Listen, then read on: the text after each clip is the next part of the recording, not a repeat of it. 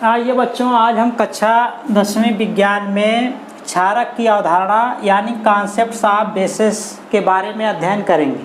देखिए बच्चों, ठीक पहले वाले वीडियो के लेक्चर में हमने अम्ल की अवधारणा पढ़ा था।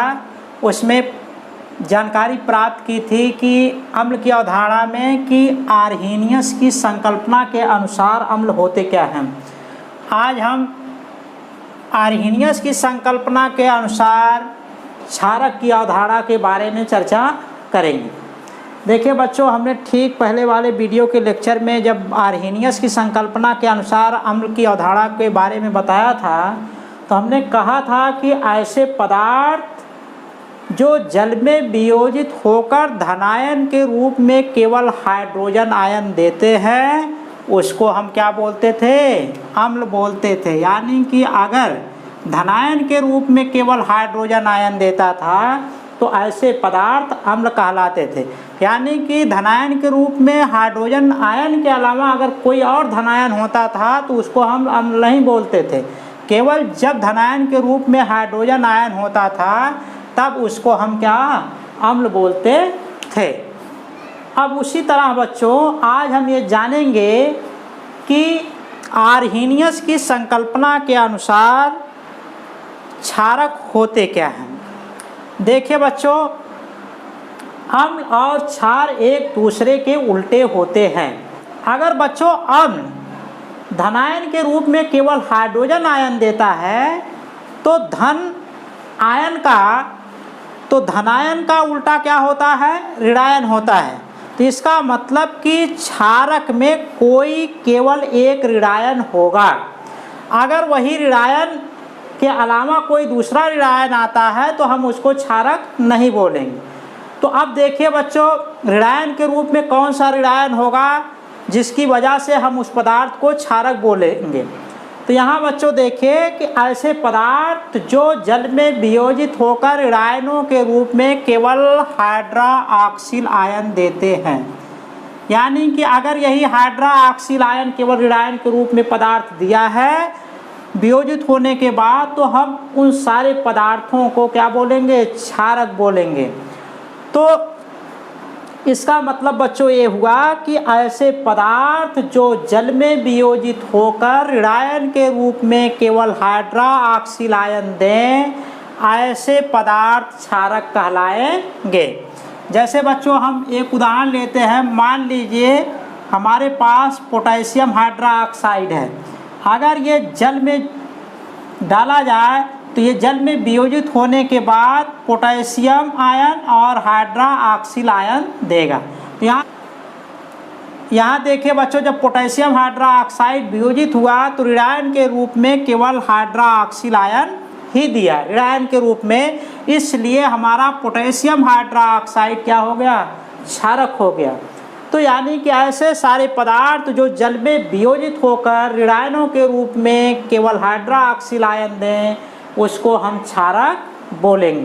तो यहाँ बच्चों देखिए कुछ उदाहरण दिए भी गए हैं कि क्षारक कौन कौन से पदार्थ हैं, और यहाँ आपको बताया भी गया है कि आर्हेनियस की आयनिक सिद्धांत के अनुसार बच्चों जो क्षारक की परिभाषा दी गई है आयन से संबंधित है, यानी कि आयन पर आधारित है, इसलिए हम इसको आयनिक सिद्धांत बोल रहे हैं।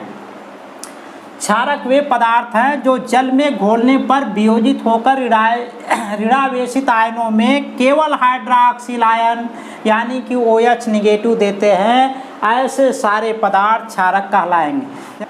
जैसे सोडियम हाइड्रोक्साइड लिया गया, देखिए वियोजित होने के बाद ऋणायन के रूप में केवल हाइड्रोक्सिल आयन मिला, इसके अलावा कोई और ऋणायन नहीं है, इसलिए सोडियम हाइड्रोक्साइड हमारा क्या हो गया? क्षारक हो गया।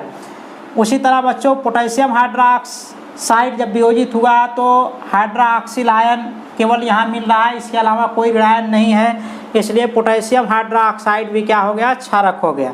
उसी तरह बच्चों अमोनियम हाइड्रोक्साइड जो वियोजित हुआ तो केवल ऋणायन में हाइड्रोक्सिल आयन दिया, इसलिए अमोनियम हाइड्रोक्साइड भी क्या हो गया? क्षारक हो गया। देखिए बच्चों, हम किसी आयन को कैसे पढ़ते हैं, यानी कि जो उनके शब्द होते हैं उनका हम उच्चारण कैसे करते हैं। हमने बताया था कि अगर किसी पर पॉजिटिव चार्ज है तो बच्चों उस शब्द के अंत में ईएम शब्द आता है। इसलिए देखें सोडियम पोटेशियम आयन, ये सोडियम आयन हो गया, पोटेशियम आयन हो गया, अमोनियम आयन हो गया।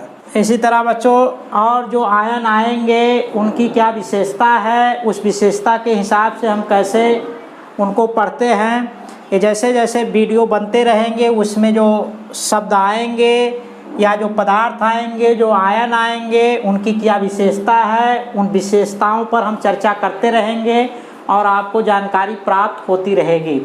जो भी विशेषताएं इसमें मिलती रहेंगी हम बारी बारी से उनकी चर्चा करते रहेंगे, वो हमेशा के लिए आपके दिमाग में अस्थायी हो जाएगा। अब एक चीज़ बच्चों देखिए, क्षारक से ही संबंधित है क्षार, जिसको बोलते हैं एल्कली। ऐसे क्षारक यानी कि ये भी क्या है, क्षारक ही है, लेकिन कौन सा क्षारक है। देखिए ऐसे क्षारक जो जल में विलेय हैं और साबुन जैसा क्या होते हैं, चिकने होते हैं, उसको हम क्षार बोलेंगे। यानी कि वे सारे क्षारक जो जल में क्या हैं, विलेय हैं और साबुन जैसे क्या हैं, चिकने हैं, उसको हम क्षार बोलेंगे। इसका मतलब ये हुआ बच्चों कि सभी क्षार क्षारक होते हैं। सभी क्षार क्या हैं, क्षारक होते हैं, लेकिन सभी क्षारक क्षार नहीं होते, क्योंकि सारे क्षारक जल में विलेय और साबुन जैसे चिकने नहीं होंगे। कोई ज़रूरी नहीं है कि सारे जो क्षारक हैं जल में विलेय हो और साबुन जैसा चिकना हो। तो जो पदार्थ ऐसा नहीं होगा, यानी कि जो जल में विलेय और साबुन जैसा चिकना नहीं होगा, उसको हम क्षार नहीं बोलेंगे। जो जल में विलेय होंगे और साबुन जैसे चिकने होंगे उन्हीं को क्षार बोलेंगे। तो ऐसे क्षारक जो साबुन जैसे चिकने और जल में विलेय हैं वही हमारे क्या होंगे, क्षार होंगे। इसलिए हम कह सकते हैं कि सभी क्षार क्षारक होते हैं, लेकिन सभी क्षारक क्षार नहीं होते हैं। एक चीज़ बच्चों और आप समझ जाइए कि वियोजन और विलेय ये दो चीज़ें हैं। जैसे हमने इसमें क्षारक में सीधा कहा है कि जो जल में देखे तो लिखा जा रहा है जो जल में घोलने पर वियोजित होकर, वियोजित होने का मतलब ये है बच्चों जो अणु है, अणु के बीच जो बंध बना हुआ है, बंध टूट जाए तो उसको हम बोलते हैं उनका क्या हुआ, वियोजन हो गया। और विलेय का मतलब बच्चों ये है कि अगर हम किसी पदार्थ को जल में डालते हैं तो उस पदार्थ के अणु जल के अणु से संयोग करते हैं, यानी कि जुड़ते हैं, तो हम उसको विलेय बोलते हैं। यानी कि अणुओं का बच्चों जुड़ना हो जाएगा हमारा विलेय और अणु के बंधों का टूटना हमारा क्या हो जाएगा, वियोजन हो जाएगा। तो यहाँ क्षार में जो बात आ रही है तो इसका मतलब बच्चों ये हुआ कि अणु क्या है, जल के अणुओं से जुड़ जाते हैं, इसीलिए यहाँ बोला जा रहा है कि विलेय होते हैं। यानी कि ऐसे क्षारक के जो अणु हैं अगर जल के अणुओं के साथ जुड़ जाएं, बंध बना लें, तो हम कहते हैं कि ये जल में क्या है, विलेय है। तो ठीक है बच्चों, अब आपको समझ में आ गया होगा कि ऐसे पदार्थ जो जल में वियोजित होने के बाद केवल हाइड्रोक्सिल आयन ऋणायन के रूप में दें क्षारक हैं, और जो क्षारक जल में विलेय साबुन जैसे चिकने हों उसको हम क्षार बोलेंगे। तो ठीक है बच्चों, अगले वीडियो के लेक्चर में हम अगले टॉपिक पर चर्चा करेंगे।